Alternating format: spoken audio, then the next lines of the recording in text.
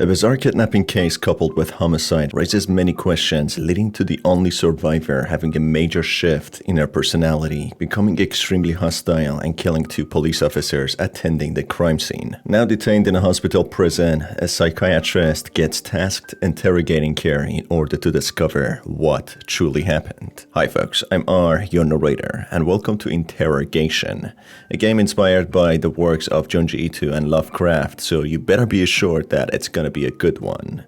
Make sure to send me your theories or video suggestions on my Twitter or subreddit. Keep in mind that this video will have spoilers, and with that said, let's begin.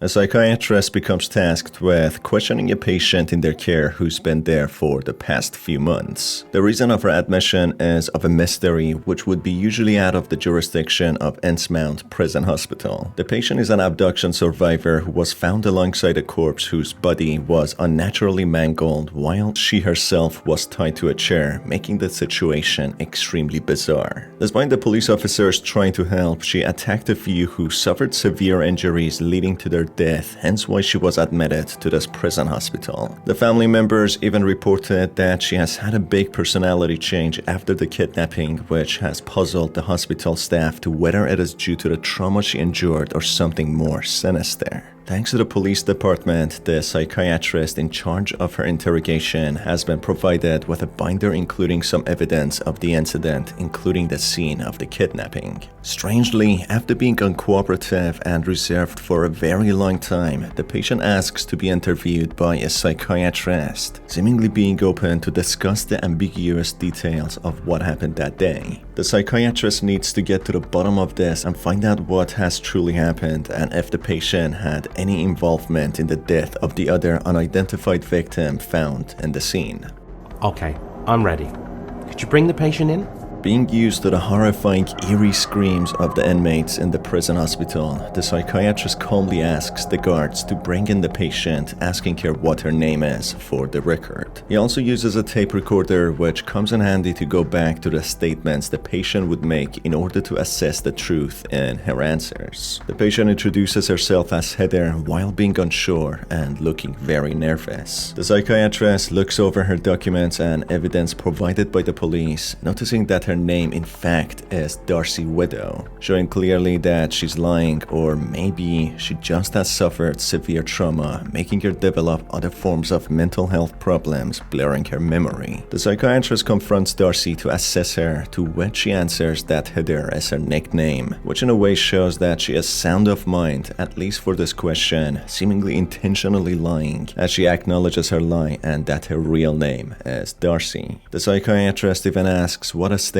Darcy's from, to which she answers Pennsylvania. Reading the documents provided about her, it reads how Darcy has been extremely violent, trying to harm and attack anyone around her, and she has tried to escape the facilities numerous times, which has led to her being confined to a wheelchair during any and all activities. Reading the police report on the day she was found, it's written that she was found restrained on a chair next to the deformed and unnaturally decomposed body of the deceased unidentifiable person, which has been estimated that they both arrived together into the abandoned building, only being there for a few hours before the police arrived. As soon as she was freed, she assaulted 2 police officers who later died due to the injuries that they sustained from her, which begs the question how a teenage girl or a young adult could cause such injuries. An ID was found on the scene belonging to her, which indicated that she's actually from Virginia and not Pennsylvania. The psychiatrist confronts Darcy about her lie, to which she acts nervously, saying that she simply mixes up the 2 estates as they are close, while being nervous and aware of her own lie clearly. The psychiatrist then moves on to the next question, confirming that Darcy wanted this meeting, then asking about her experience at her university, the one which she was a student in. Yeah. I was abducted at Harvard University, which is where I went to. It was, fine. It's not as if my grades were bad or anything.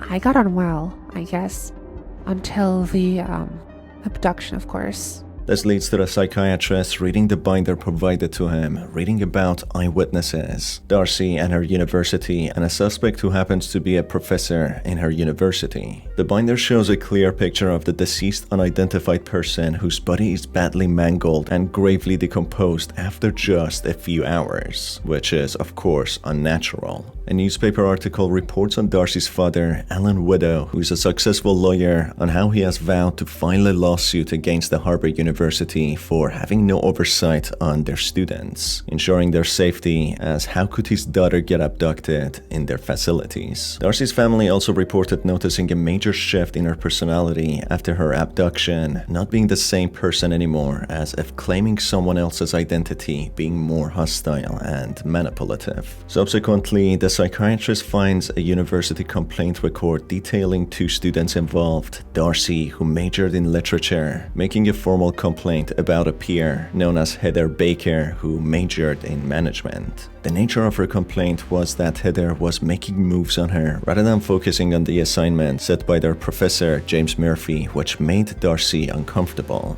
Heather also didn't just make friendly or more than friendly approaches to her, she made some weird comments which made Darcy very uneasy. This is something that would make much more sense later in the video. The eyewitness report, which led to a 911 call and police arriving at the scene, reads how a teenager spotted lights shining from the abandoned house which he passed usually on his way back home from school. The eyewitness, alongside some of his friends, decided to investigate the source of the light when they saw a car drive in. The eyewitness notices 2 people get out of the car, but due to hiding, they don't get a clear view, reporting hearing cries for help coming from a girl, barely seeing the other individual trying to cover her mouth. Asking the next question to what Darcy majored in, she surprisingly says management, even though she majored in literature, which raises the question if somehow Darcy is mixing herself up with Heather, the assignment partner whom she made a complaint about. The next question the psychiatrist asks is if Darcy ever had any strong relationships at the university, to which she denies, saying no.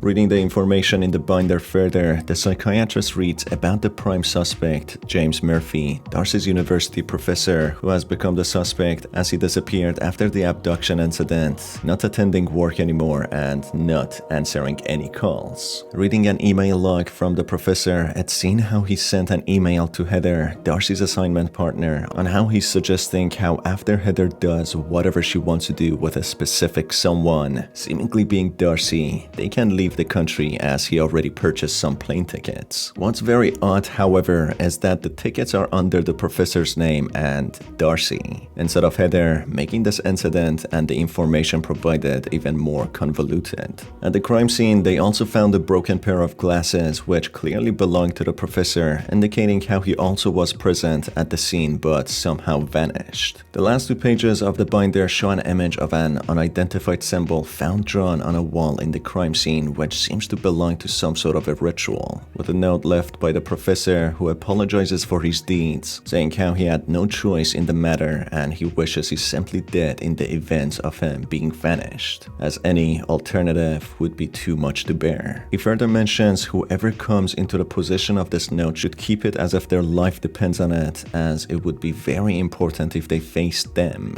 as if somehow referring to otherworldly entities. Questioning Darcy more about why she thinks she was abducted, she simply says that she has no idea and isn't rich or famous, despite her father being a very successful and well-known lawyer, making her an easy target for ransom money. Asking if there was another person at the scene of crime, Darcy also denies it, despite the professor's glasses clearly being found, with neither of Darcy nor Heather being known to wear prescription glasses.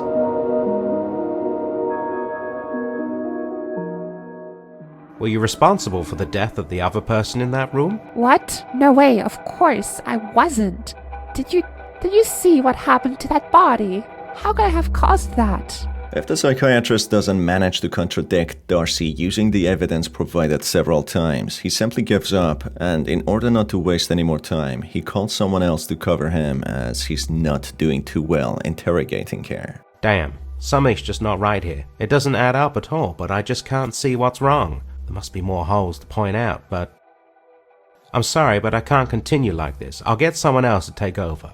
So just wait here. This leads to ending number 4, which leads to another psychiatrist taking over, but similarly failing to get anything out of her. Trying to go back to her another day with a clear head, it appears to be too late, as Darcy is found dead in the exact same state as the other unidentified corpse in the scene of abduction. Not being able to connect any dots, they close this mysterious case, with the unnamed psychiatrist never forgetting the strange encounter he had with a patient called Darcy. The 5th ending, on the other hand, is achieved when the psychiatrist decides to not take part in the interrogation and just leave in the very beginning, leaving it to be someone else's problem. Forget this. I'll leave them to someone else. I'm taking today off. He leaves this up to fate, which soon is revealed to have irreversible consequences. In another ending, if the protagonist manages to call on all of Darcy's lies, using evidence to contradict her, he starts losing his patience, directly asking if she was involved and what happened. Darcy clearly denies it, with the psychiatrist confronting her that innocent people don't attack police officers and don't try to escape. As the psychiatrist has enough and wants to leave, Darcy reveals her true nature, with her voice distorting, preventing him to exit the room. I can't let you leave. The wall behind her then pulls off, floating, while the outside world reveals to be in a different dimension, with nothing seen being recognizable. That's when Darcy reveals she's not in fact human, being an entity who jumps between human bodies in order to escape a hunter entity chasing her down and wanting to kill her. She apparently did something that she wasn't supposed to do in her own dimension, which caused the hunter chase after her to deliver a swift punishment. But of course, she escaped her dimension to the earth, hiding inside innocent human bodies. She further reveals why she asked the psychiatrist to interview her, mentioning how she's starting to lose control of her grasp in this reality, hence why she needs the psychiatrist's help. But of course, we will learn later that this is an absolute lie, and she just wants to use the psychiatrist's body to possess him. This unveils how the other corpse belonged to no other than Heather, who was initially possessed by this entity, who forced the professor to assist her kidnap Darcy so this entity could perform a ritual, jumping from Heather's body into Darcy's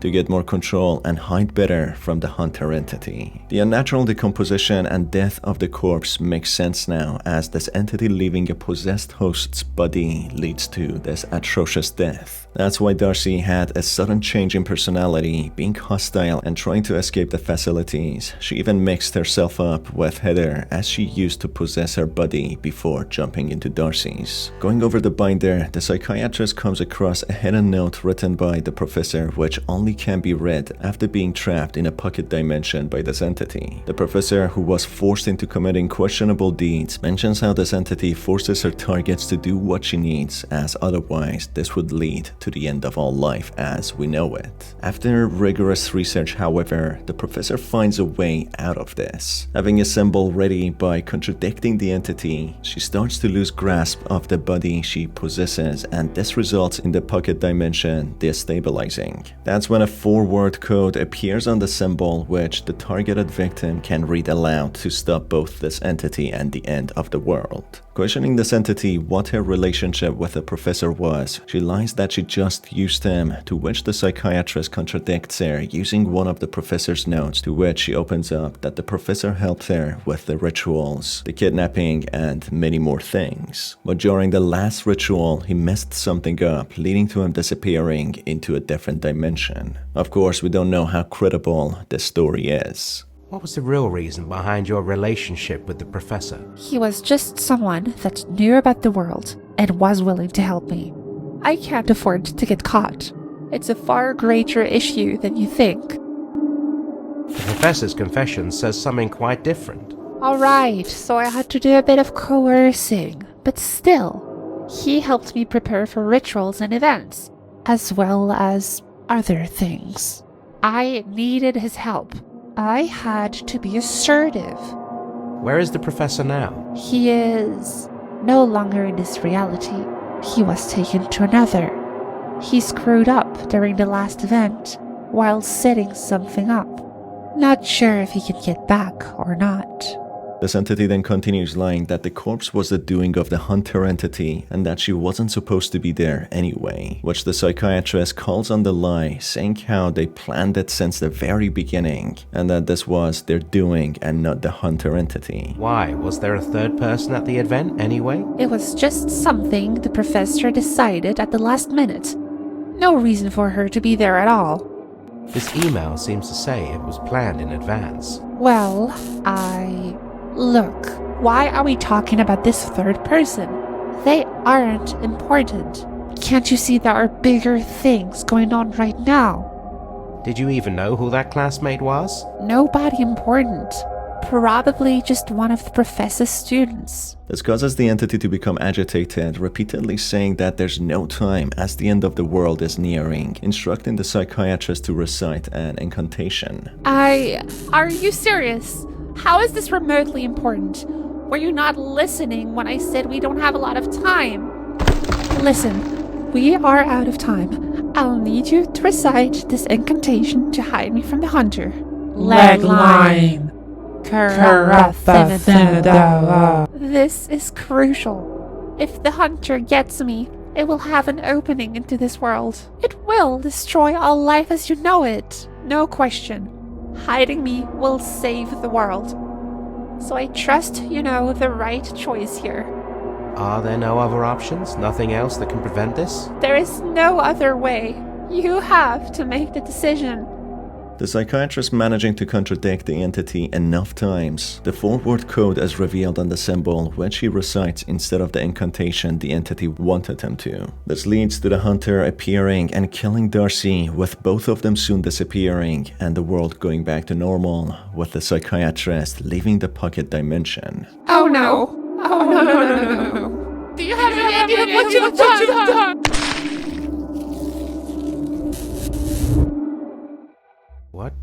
What happened? Is it over? Did I do it all right? This of course leads to the prison hospital staff holding the psychiatrist as prime suspect for Darcy's disappearance, being killed in custody in the very same hospital, subject to many interrogations to come.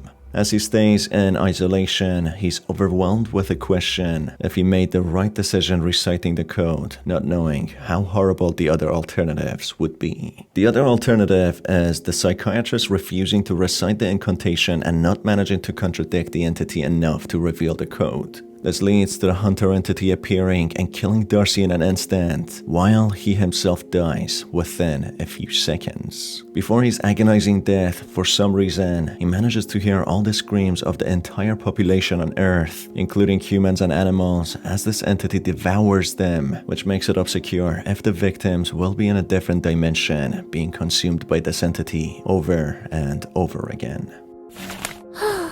I suppose an action is a choice of its own.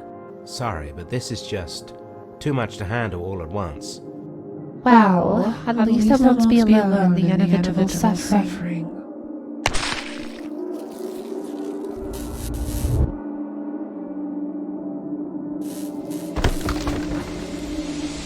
The final alternative is a little more tame, but just as bad for the psychiatrist. If he recites the incantation provided to him by the entity, she possesses his body, managing to escape the punishment she deserves for messing with the different dimensions and the hunter entity, while the psychiatrist's conscience transfers into Darcy's body, being unable to move. That's when the psychiatrist hears himself outside telling the staff members how Darcy is uncooperative, leaving her alone for some time before escorting her out to her cell. The real psychiatrist, now trapped in Darcy's body, starts to understand the horror he has to face now when he feels the agonizing pain of what would be the death of him in a similar fashion to how Heather died, getting mangled. Despite feeling death and the unbearable pain it came with, the psychiatrist keeps on thinking if his consciousness would still be present in his original body, which is now possessed by the entity, feeling this pain and still existing wherever this entity takes him.